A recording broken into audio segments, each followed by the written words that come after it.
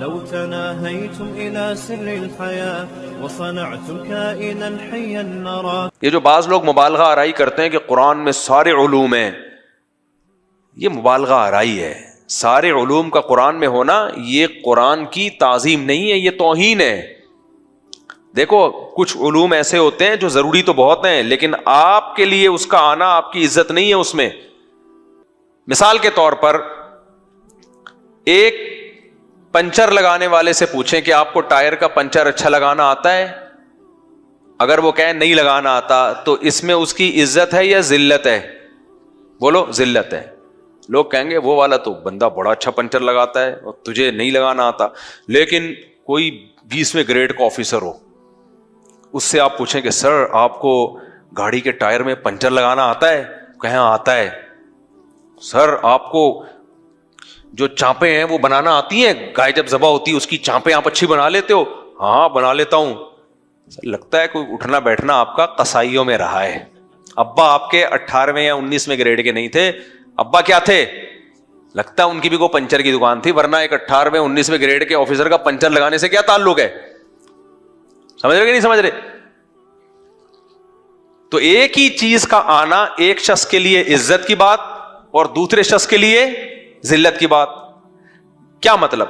جیسے جیسے آپ کا مرتبہ بلند ہوتا ہے آپ کے علم کی جو نیچر ہے وہ بھی تبدیل ہوتی چلی جاتی ہے. آپ ناسا کا کوئی سائنٹسٹ ہو جو راکٹ بناتا ہو اور زبردست کیلکولیشن کرتا ہو کہ بھئی اتنی کلومیٹر فی پر آور کی سپیڈ سے ہم اس کو چلائیں گے تو یہ چاند پہ پہنچ جائے گا اتنے دنوں میں، او زبردست سائنسدان بیٹھا ہوا ہے. آپ نے کہا تجھے پراٹھا بنانا آتا ہے ہوٹل کا؟ وہ کہے نہیں آتا. ابے تو جاہل نکلا یار، جاہل کا بچہ. پراٹھا بنانا تجھ سے اچھا تو وہ کوئٹہ ہوٹل کا بیچارہ اس کو پراٹھے بنانے آتے ہیں.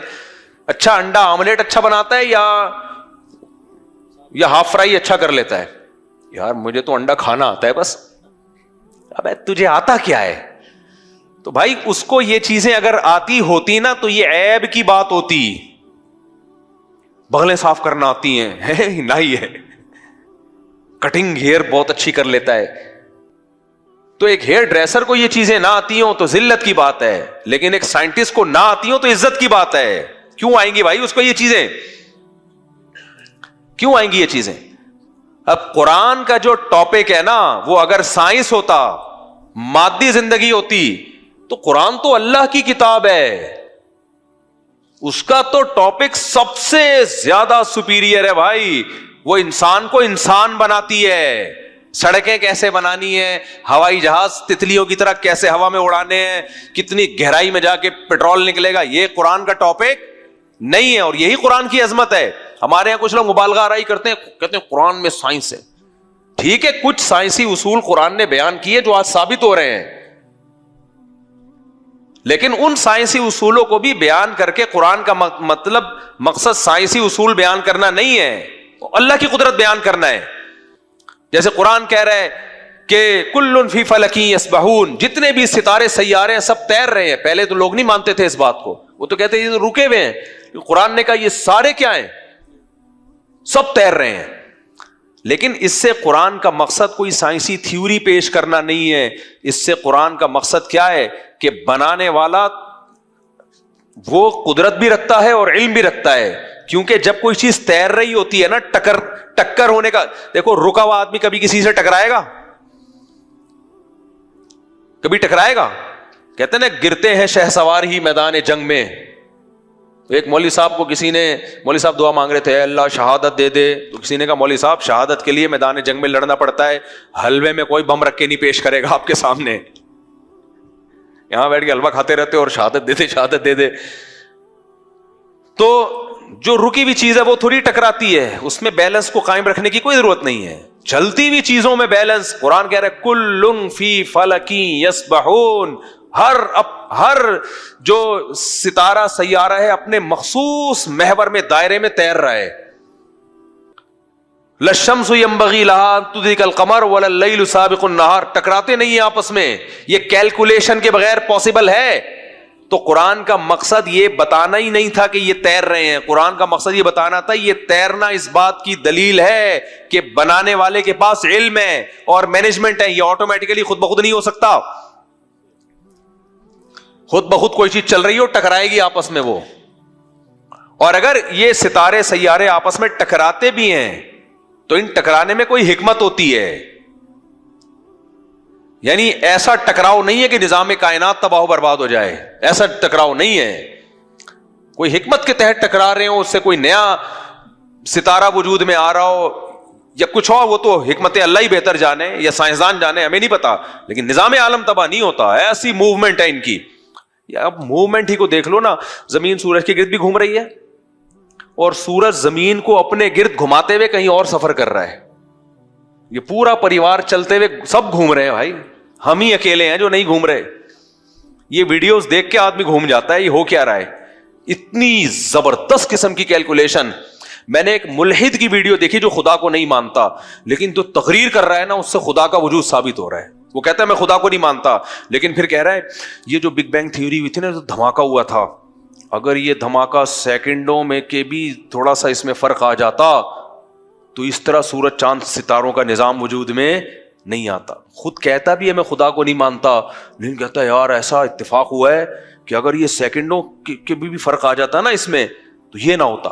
پھر کہتا ہے یہ دھماکے سے پھر زمین جو سورج سے الگ ہوئی ہے, اگر یہ تھوڑی سی زیادہ دور چلی جاتی تو الگ ہی کچھ سسٹم بن جاتا, اگر تھوڑا قریب آتی سورج سے جا کے ٹکرا جاتی, یہ یہاں جا کے رک گئی ہے اور پھر یہ 23 ڈگری پہ جھکی ہے, اگر یہ زیادہ جھک جاتی تو یہ موسم نہ بنتے, کم جھک جاتی تو ایک ہی جیسے موسم رہتے. میں نے کہا کم بخت منہ سے پھوٹ یہ رہا ہے کہ خدا نہیں ہے, باتوں سے سب یہ ثابت کر رہے ہیں کہ خدا ہے. ان کی کھوپڑی ماری جاتی ہے, سمجھ رہے ہو. تبھی قرآن کہتا ہے فَإِنَّهَا لَا تَعْمَى الْأَبْصَارُ وَلَكِنْ تَعْمَى الْقُلُوبُ الَّتِي فِي الصُّدُورِ. آنکھیں اندھی نہیں ہوتی, وہ دل اندھے ہو جاتے ہیں جو سینوں میں چھپے ہوئے ہیں. اتنی زبردست کیلکولیشن یار, جس میں ذرا سا خلل ہوتا تو یہ سب کچھ نہ ہوتا. کہتے ہیں ایک سیل وجود میں آیا, سیل کیسے آ گیا بے, یہیں سے پھینکنا شروع کر دیں گے. وہ اتفاق ہے کیسے آ گیا. ایک انسانی سیل جو ایک اکائی ہے انسان کی, ایک خلیہ, اتنا پیچیدہ ہے کمبختو, یہ آیا کیسے. پھر اس میں ایسے سافٹ ویئر ڈل گئے آٹومیٹیکلی کہ وہ والو ہوتا چلا جاتا, جمشید بن گیا, انسان بن گئے وہ. ابے پاگل کے بچوں بس کرو یار. اور جب ہمارے دیسی لبرل آتے ہیں نا, ایکچولی دیکھیں ایکچولی کر, اکیلے میں نہیں ملنا, اکیلے میں نہیں ملنا, بس کرو بکواس. کہہ رہے پہلے انسان پہلا بندر افریقہ. میں افریقہ گیا ہوں نا, میں نے عجیب عجیب لوگ ہیں یار. شکر کرو اللہ نے ہمیں کلمہ نصیب کیا ہے. وہاں ایک لیڈر ہے, اس کی تصویریں لگی ہوئی ہیں, نام اتنے مشکل ہوتے ہیں مجھے یاد نہیں ہوتے, ورنہ میں نام یاد کر کے آتا. اصل مزہ جب آتا ہے جب آدمی پوری کیلکولیشن کے ساتھ ناموں کے ساتھ یہ چیزیں بتائے نا, مزہ جب ہی آتا ہے. خیر وہ نام اتنا, وہ بندہ اتنا مشکل تھا تو نام کے وہ عجیب سی شکل بنی ہوئی تھی اس کی. تو مجھے وہاں لوگوں نے بتایا کہ یہ دعویٰ کیا کرتا تھا کہ ہم یہ جو بن مانس ہے نا وہاں کے افریقہ کے, ابے بن مانس نہیں ہو افریقہ کا, وہ بندر کی شکل کا انسان, کہتا ہے یہ فخر سے کہتا ہے کہ ہم اس کی اولاد ہیں, ہم اس کی پہلی, یعنی ایوالو ہو کے جو پہلا انسان وجود میں آیا نا وہ ہم لوگ وہ والی نسل ہے. کیونکہ شکل سے وہ بالکل کیا لگ رہا تھا واقعی. میں نے کہا شکل تو بہت میچ کر رہی ہے, رنگ بھی میچ کر رہا ہے, شکل بھی عجیب سی. تو وہ وہی چیزوں کو کیش کراتے ہیں کہ دیکھو ہم اسی کی نسل میں سے ہیں. اس کی نسل میں اگر آپ ہوتے تو سوال پیدا ہوتا ہے کہ ڈائریکٹ اس سے تو نہیں پیدا ہوئے نا, یعنی ایسا تو نہیں کہ ایک بن مانس نر کا مادی سے ملاپ ہوا اچانک انسان پیدا ہو گیا, ایسا تو نہیں ہوا ہوگا نا, تھوڑا سا انسان بنا ہوگا. کیا خیال ہے, ایوالو ہو رہا ہے نا. اب یہ چیزیں جب ایوالو ہوتی ہیں اچانک ہو جاتی ہیں یا آہستہ آہستہ ہوتی ہیں. آپ دیکھو لوگ مشہور شخصیتوں کا بتاتے ہیں جو ایوالو ہوئے, یہ پہلے بچپنا تھا, پھر یہ بنے, پھر یہ بنے, بڈھے ہو گئے بغیر پورا. یہ جو مشہور سنگر ہے پہلے یہ ایسا تھا, پھر کروڑ پتی بن گیا. پہلے صرف بندر کی طرح ناشتا تھا یہ, پھر آہستہ آہستہ مائیکل جیکسن کا لک آنا اس میں شروع ہو گیا. ہر چیز ایوالو سلولی ہوتی ہے نا.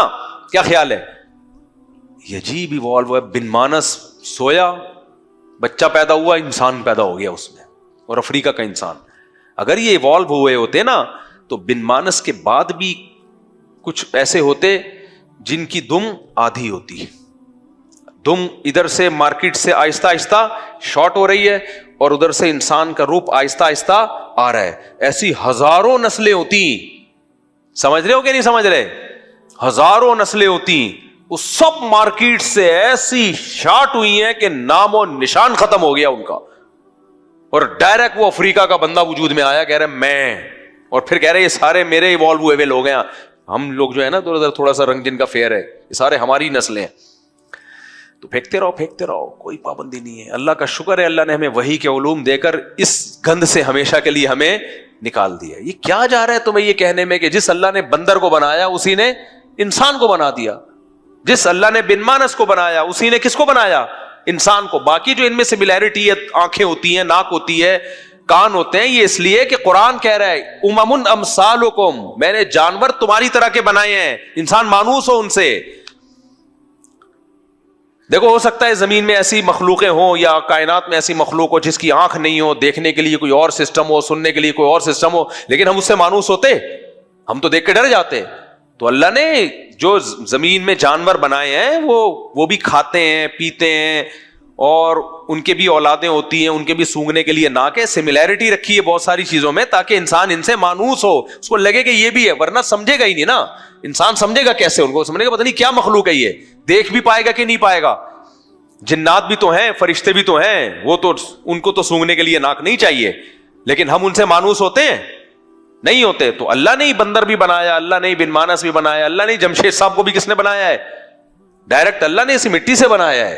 خیر باتیں پھر میں بہت زیادہ دائیں بائیں چلا جاتا ہوں. تو کیا بات کر رہا تھا میں؟ ہاں, تو میں یہ بتا رہا تھا کہ قرآن کا ٹاپک سائنس نہیں ہے. ہاں کچھ سائنسی باتیں قرآن میں ہیں جو بالکل 2 اور 2 4 کی طرح برحق ثابت ہوئی ہیں. اس زمانے میں یہ بات کرنا ممکن ہی نہیں تھا, ممکن کوئی, لیکن قرآن نے وہ باتیں کر دیں اور وہ ثابت ہو گئیں. لیکن قرآن کا ٹاپک سائنس نہیں ہے. میرے اور آپ کے لیے سائنٹسٹ بننا یہ فخر کی بات ہے, لیکن قرآن کے لیے سائنس کو ٹاپک بنانا یہ فخر کی بات نہیں ہے. قرآن اس علم سے اوپر کے علم کی بات کرتا ہے. وہ علم کون سا ہے؟ انسان کو انسان بنانے کا علم. سمجھتے ہو کہ نہیں سمجھتے؟ اور آسان مثال سے بات سمجھاتا ہوں. میرے دیکھو قرآن کہتا ہے ایک آدمی نے سائنسی ترقی کی, بہت معلومات مل گئی اس کو, ٹریکٹر بنانا بھی سیکھ لیا اس نے, لیکن وہ اپنی ماں اور اپنے باپ کے ساتھ اچھا سلوک نہیں کرتا. تہذیب یافتہ ہے, بد تہذیبہ ہے. بولو, بد تہذیب. تو قرآن اس سے بحث نہیں کرے گا کہ تم کیا کیا بنانا سیکھ رہے ہو. قرآن اس سے بحث کرے گا کہ اچھا انسان بنو, اور اچھا انسان اپنے باپ اور اپنی ماں کے احسانات کو بھولتا نہیں ہے. بلکہ مادہ پرستی پتہ ہے آپ کو کیا کہے گی؟ میں نے بتایا تھا مادہ پرستی کے جتنے بھی علوم ہیں ان علوم کا ہدف کیا ہے؟ بس بات کو میں سمیٹ کے اب ختم کر رہا ہوں. ان علوم کا ہدف کیا ہے؟ انسان کی زندگی کو پرلطف بنانا ہے یا نہیں ہے؟ روٹی بنانے سے میں نے مثال شروع کی تھی نا. انسان کی زندگی کو بولو پرلطف بنانا, جبکہ قرآن یا مذہب کا ٹاپک انسان کی زندگی کو پرلطف بنانا ہے ہی نہیں. مقصد انسان بنانا ہے, اور انسان بننے میں بعض دفعہ آپ کو اپنی پرلطف زندگی قربان کرنی پڑتی ہے. تو دونوں کی راہیں الگ الگ ہو گئی کہ نہیں ہو گئی؟ نہیں آئی سمجھ میں؟ مثال کے طور پر اگر مذہب کا ٹاپک بھی آپ کی زندگی کو پرلطف بنانا ہوتا تو ہمیں جون جولائی کے مہینے میں ریگستان میں 1 مہینہ روزہ رکھنے کا مذہب حکم دیتا. اس میں کون سی انٹرٹینمنٹ ہے بھائی؟ روزہ رکھ کے کیسا سوکھا سوکھا سا ہو جاتا ہے آدمی. کیا خیال ہے؟ روزہ رکھو صبح تک تو ٹھیک رہتا ہے, 2-2:30 بجے کے بعد آدمی کبھی ڈھیلا, کوئی لطیفہ سناؤ ہنسی نہیں آ رہی ہوتی, کچھ کسی کام میں مزہ نہیں آتا. یہ ہے نہیں ہوتا, انسان کی وہ خوشی نہیں ہوتی جو کھا پی کے ہوتی ہے. تو مادہ پرست روزہ نہیں رکھوائے گا, وہ کیا کروائے گا آپ سے؟ وہ کھانا کھلوائے گا آپ کو. اگر وہ روزہ رکھوائے گا بھی نا تو آپ کی صحت کو سامنے رکھتے ہوئے, تاکہ آپ کی صحت اچھی ہو اور آپ مزید پراٹھے کھا سکیں. آپ ڈاکٹر بھی کہتے ہیں فاسٹنگ کرو, لیکن اس کا مقصد آپ کی زندگی کو پرلطف بنانا ہے. اس کا مقصد آپ کی خوشیاں چھیننا نہیں ہے. تو مذہب کا ٹاپک انسانیت ہے. تبھی آپ دیکھو یہ مادی علوم میں ماں باپ کے حقوق کا کوئی تذکرہ نہیں ہے. کیوں؟ بوڑھے ماں باپ کو اولڈ ہاؤس میں جمع کر کے زندگی پرلطف بنتی ہے, گھر میں جمع کرنے سے گھر میں رکھنے سے زندگی کے لطف کرکرے ہو جاتے ہیں. ابا کھانسیں گے, جراثیم نچھاور کریں گے, اماں کو بار بار ہسپتال لے جانا پڑے گا, پھر اماں بڑھاپے میں دماغ بیچاری کا کام نہیں کرے گا, بلا وجہ آپ کو ڈانٹے گی, کڑوی کسیلی باتیں کرے گی, مذہب آپ کو کہے گا اف بھی نہیں کرنا. تو اس سے زندگی با لطف بن رہی ہے یا زندگی کے مزے خراب ہو رہے ہیں؟ مزے تو خراب ہو گئے نا آپ کے. تبھی مادی علوم جتنے بھی ہیں ان میں ابا اماں کے حقوق نہیں ہیں, میاں بیوی کے بھی حقوق نہیں ہیں. کہتے ہیں دونوں انڈیویجول ہیں, آزاد ہیں دونوں, کیونکہ آزادی میں ان کو فائدہ نظر آتا ہے. مذہب آپ پر پابندیاں لگا رہا ہوتا ہے بہت ساری, کیونکہ مذہب کا ٹاپک انٹرٹینمنٹ نہیں ہے, مذہب کا ٹاپک ہے انسانیت, آپ کو اچھا انسان بنانا. اور اچھا انسان بننے کے لیے خواہشات کو قربان کرنا پڑتا ہے. آپ کہہ سکتے ہو نہیں انگریزوں میں بھی مینرز تو بہت ہیں, وہ مینرز صرف اتنے ہیں کہ کمپنی اچھی چل سکے, ریاست کے خلاف بغاوت نہ ہو, لوگ ملکی قوانین کو فالو کریں, اتنے مینرز وہ سکھاتے ہیں, اس سے زیادہ وہ نہیں سکھاتے. سمجھتے ہو؟ کچھ اخلاقیات تو ضروری ہے نا, انسان کو تھوڑا سا ملک کو چلانے کے لیے ضروری ہیں, اس سے زیادہ نہیں سکھاتے وہ مینرز. تو اب مذہب نے آپ کو کس بات کا پابند کیا ہے؟ اپنی خوشیوں کو انسانیت پہ قربان کر دو, انسان بنو پہلے. تو اللہ کی نظر میں فضیلت بھی پھر کس علم کی ہے؟ دین کے علم کی زیادہ فضیلت ہے. وہ بھی فضیلت والا علم ہے, دنیا پہ حکومت کرنے کے لیے تو مادی علم چاہیے, وہ بھی ضروری ہے, لیکن سپیریئر کون ہے؟ اللہ کا علم, تہذیب کا علم, حقوق کا علم. اللہ کے حقوق کیا ہیں, اللہ کی مخلوق کے حقوق کیا ہیں, یہ علم اللہ کی نظر میں زیادہ سپیریئر ہے. اور یہ علم انسان کے اندر یہ صلاحیت ہے کہ وہ یہ علم حاصل کر سکتا ہے, جانوروں میں اللہ نے یہ صلاحیت نہیں رکھی. اور پھر اس علم کے مطابق عمل کرنا, صرف علم کافی نہیں ہے, اس کے مطابق عمل کرنا. تو یہ دو چیزیں ہیں جس کی وجہ سے اللہ نے انسان کو تمام مخلوق پر فضیلت دی ہے. اب سمجھ میں آئی بات کہ نہیں آئی ہے؟ باقی کسی علم کی بیس پہ اللہ نے انسان کو فضیلت دی ہے, یہ دو علوم کی بیس پہ اللہ نے فضیلت دی ہے انسان کو. تو اگر یہ علم ہی میرے اور آپ کے پاس نہیں ہے تو مرد آپ چاند پہ پہنچ جاؤ, آپ مریخ پہ پہنچ جاؤ, دنیا میں آپ کو سلوٹ بھی ہوگا, پیسے ویسے بھی مل جائیں گے آپ کو, آخرت میں بھائی ٹکے کا کچھ بھی نہیں ہے. سمجھ رہے ہو؟ آخرت میں کچھ بھی نہیں ملنے والا. تو صحیح علم حاصل کریں, جو جائز ناجائز کا علم ہے, حلال و حرام کا علم ہے, حقوق کا علم ہے, اور پھر اس پر عمل بھی کریں تو آپ کو فضیلت ملے گی. آپ کہہ سکتے ہو نہیں دنیا میں تو دوسرے زیادہ عزت دار ہیں, تو بھئی دنیا کو اللہ نے معیار بنایا ہی نہیں ہے, یہ تو دھوکے گھر ہے, فنا ہو جانے والی زندگی ہے. اصل عزت ذلت کہاں ملے گی؟ آخرت میں. تو اللہ تعالی ہمیں صحیح علم اور صحیح عمل کی توفیق عطا فرمائے. جزاکم اللہ وحسن. ہوا و حرص والا دل بدل دے, میرا غفلت میں ڈوبا دل بدل دے.